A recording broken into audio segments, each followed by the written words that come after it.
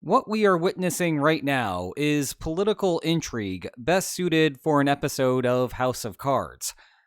You will remember the leaked peace plan for Ukraine, and if you do not, then I have an unhinged, off-script, 50-minute rant about just how silly it is.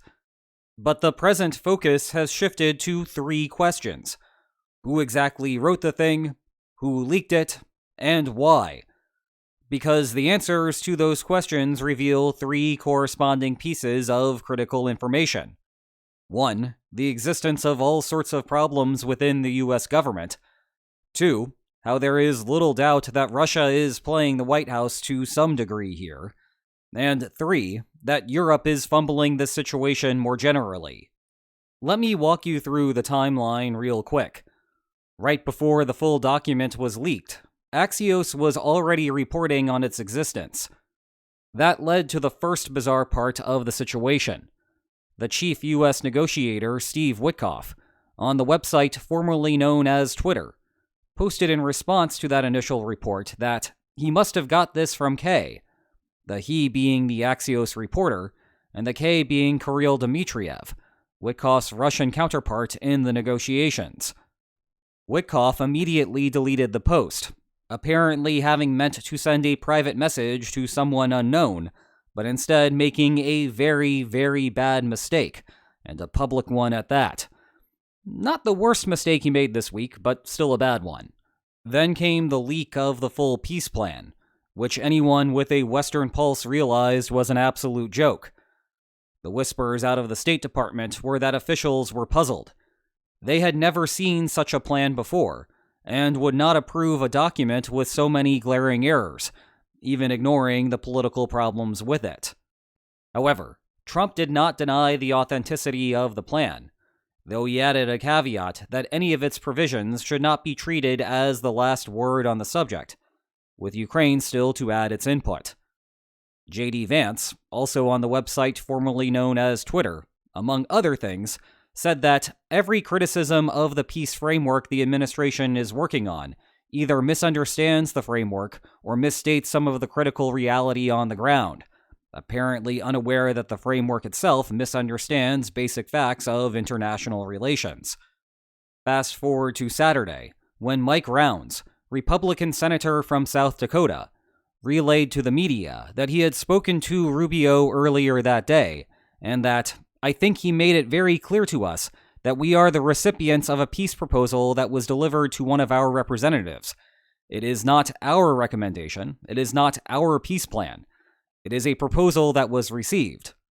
In other words, Round relayed that Rubio reported that it was a Russian roadmap, not a U.S. resolution.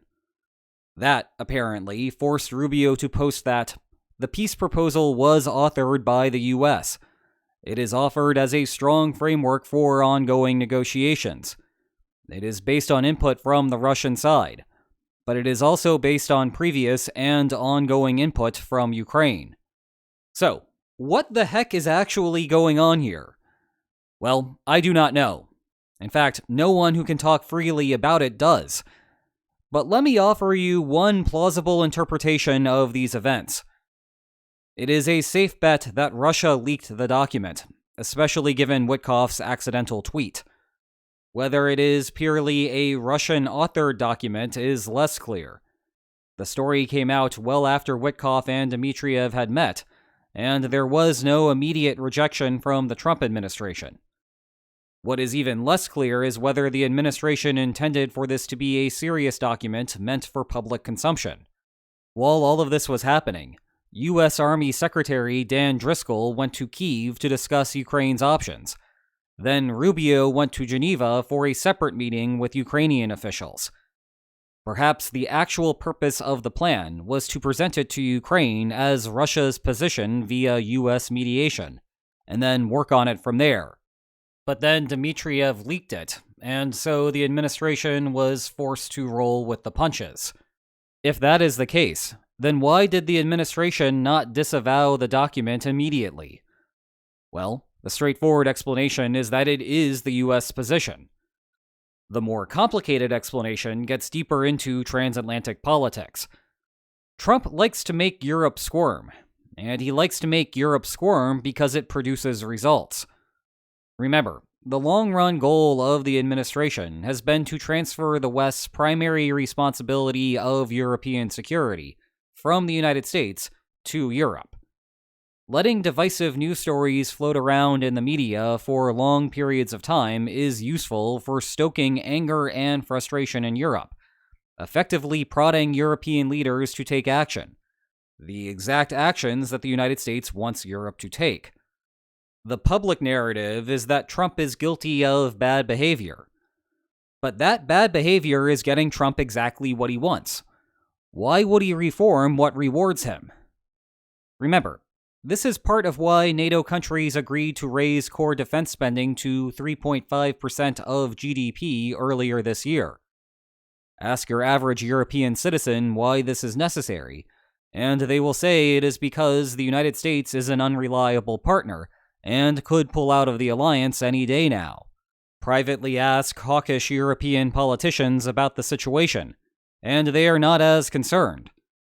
They like how they now have the political leverage to do what they've always wanted to do: raise European defense spending. Likewise, ask anyone within NATO, and a US departure is not even entertained as a possibility. I heard one official say that there are so many other things happening in the world right now that are actually important, that trying to prepare for such a thing would be a complete waste of resources. So while the White House's original strategy may not have been to release the peace plan, now that it was out, Trump decided to just roll with it. Commentators are absolutely ripping the plan apart, but it is also stirring up a political reaction in Europe that might get European countries to take more ownership over the situation. Again, this is feeding right into what Trump wants. Along those lines, the whole situation reveals a more central problem with the Trump administration. And it is not the peace plan, at least not directly. Rather, the peace plan is a symptom of a much bigger problem, one that Europe could solve, or at least mitigate if it wants to, but still has not. Europe and Ukraine have lost the initiative on every front here. Ukraine is primarily responsible for having lost the initiative on the military end of things. That can be forgiven, though. Kyiv faces a ton of physical limitations, from men to metal, that prevent blue and yellow soldiers from going on the offensive. In contrast, Europe is primarily responsible for having lost the initiative on the political front, and it is much, much harder to forgive that, because it is really an own goal. You see, based on reporting and leaks from the White House itself, there are 3 things abundantly clear about Donald Trump. Russia seems to have figured these out and is playing accordingly. Europe either has not figured them out or just does not understand how to adjust. The first thing is that Trump likes being President of the United States, and the pomp and circumstance that comes with it. The second thing is that Trump does not like putting in the effort that the day-to-day grind of being the President of the United States requires. And the third thing is that Trump does not have the experience in politics to make up for the lack of effort. Part 1 explains why Trump is now president for a second time. Parts 2 and 3 create a wide open window for political entrepreneurs to take advantage of the situation. You can see this in how the White House has operated over the course of the last year. Everyone has their own interests, and you observe all sorts of political jockeying to win the president's favor. Inside the Pentagon, you have the Secretary of the Department formerly known as Defense, whose chief focus has been on reforming the military to be more in line with the right's political positions, and who also has a complete lack of experience in adjudicating policy. Deeper inside the Pentagon, you have Undersecretary for Policy Bridge Colby, whose singular focus is on constraining China, though he has found himself on the outside looking in as of late. You may recall that the Pentagon held up weapons shipments to Europe in July, and the White House reacted in befuddlement, stripping away some of the department's control over those decisions. You can further imagine how Colby feels about the United States dumping significant resources in the Caribbean, and all of the political capital that has come with targeting alleged drug boats. Why are all of those resources headed over to Venezuela, you may ask? Well, Look no further than Marco Antonio Rubio, Secretary of State, who has for decades wanted to take action against Caracas. And now it appears he has a sympathetic ear in President Trump. Now, I hate that it feels like we are doing 1960s criminology with this White House, but here we are and here we go. Rubio has been the acting national security advisor since May 1st. That was a long time ago, and I need not tell you that being Secretary of State is too much work for one person already. So is being the national security advisor. The only way to square that circle is that Trump thinks that he is doing a great job at both of those roles, and thus is in no rush to name a permanent replacement for national security advisor. When Rubio is not thinking about Venezuela, his opinions on Ukraine match what you would expect from the national security establishment. But he is not always winning the internal battles. For evidence there, see Keith Kellogg, the special envoy to Ukraine. Reports are that he is frustrated enough with the White House's policy that he declared his resignation for January. That takes us to Witkoff, who left his job as a real estate developer to take the role of special envoy, ostensibly to raise his public profile and leave a lasting mark on the world. Except he has no experience in politics, never mind international relations. And while I do not doubt that he was a good negotiator in the context of his previous position, it is hard enough to negotiate in a domain that you are unfamiliar with. It is even harder when you switch to international relations. He has spent his entire life negotiating contracts in the shadow of a strong legal system that can guarantee the enforcement of said contracts. Such enforcement is non-existent in international relations, and so everything that Witkoff has learned for decades needs to be unlearned for his current position. So when you see clunkers like this peace deal, remember not to attribute that to malice, when incompetence provides an alternative explanation. Critics like to point out all of the business benefits built into the proposed plan as the administration's real reason for supporting it. But remember that none of those will come to fruition if Russia breaks the deal within a year. Thus, even someone with a money mindset still needs a stable solution. Anyway, the central lesson here is that when you have someone like Trump in charge of a large bureaucracy without the capacity and willingness to run it, you tend to get a bunch of lower-level bureaucrats running around, each with their own competing interests, trying to be the one that the leader magically decides is correct. Hence the disjointed foreign policy that the United States has pursued in 2025. What is likely a Russian leak is just the next logical step. In the absence of a strong bureaucratic authority, whoever can set the agenda will disproportionately reap the benefits. When your proposal is the one that everyone is already talking about, it is tempting for the weak bureaucrat to just go along with it, because looking elsewhere would require more effort. It is also hard for someone else to displace the proposal, because you have to convince a bunch of others in the bureaucracy to exert effort themselves to shift directions. Russia understands this logic, hence the leak, or at least seemingly hence the leak. And given that the plan is all that we have been talking about for days now, mission accomplished. Meanwhile, over in Europe, what was the chief complaint about the plan? It is not the content of the document. That is secondary. It is that Europe was not consulted during the formation of the document, which itself is frustrating, but also gave rise to the various other problems. However, here is the thing. Russia, whether in conjunction with Witkoff or not, managed to produce a document that we can all discuss. Europe has done nothing of the sort. And the last time that there has been anything resembling concepts of a plan from Europe came many, many months ago at this point. I would love nothing more than for my next video to be an hour-long dissection of a European peace plan. It would be good for the world and easy content production on my end. But I cannot do that because no such plan exists. And the only other plan of serious substance that I can recall also came from the United States. It was Kellogg's, which is how he became the special envoy. If Europe complains that the continent was not a part of the formation of the proposal, there is a very simple solution. Propose your own peace deal.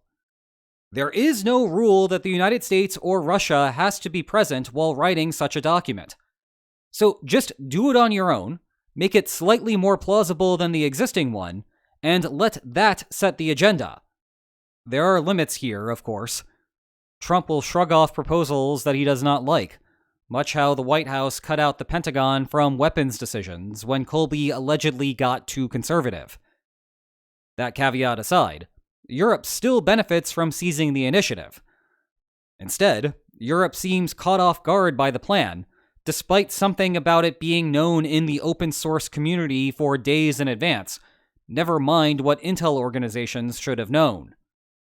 For a president that has a reputation of being so easily manipulated, it is remarkable how poorly Europe actually manipulates him.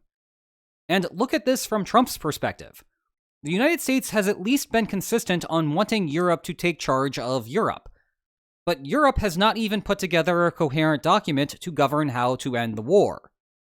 At least with the military spending and free-riding frustration, there was serious money in play, which required far more serious domestic trade-offs. Crafting a document does not require such a financial line item.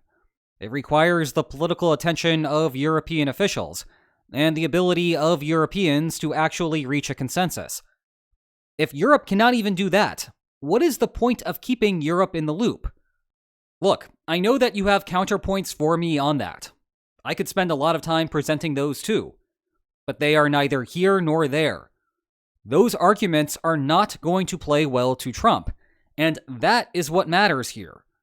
If Europe means business, then they need to communicate it by taking that bare minimum first step. Why is the United States taking the Western lead here when the White House is not taking the lead on the military assistance front? It does not make sense, but it is happening because Europe is letting it happen. And if Europe continues to fail to move, Russia is going to continue setting the agenda for Trump, and that is going to be a whole lot worse than whatever political logjam Europe has to sort through. European politicians love a good debate, but now is not the time for that. They need solutions, not deliberations. Meanwhile, now is the time for me to tell you about these two excellent books on the war. Check the video description for more information about them. And if you enjoyed today's video, then please like, share, and subscribe. And I will see you next time. Take care. Speak of the devil. Just as I was rendering this video, Europe released a 24-point counter-proposal. Well, better late than never. This should have been the thing that was released first, but here we are, and I guess I know what I'm doing tomorrow. See you then.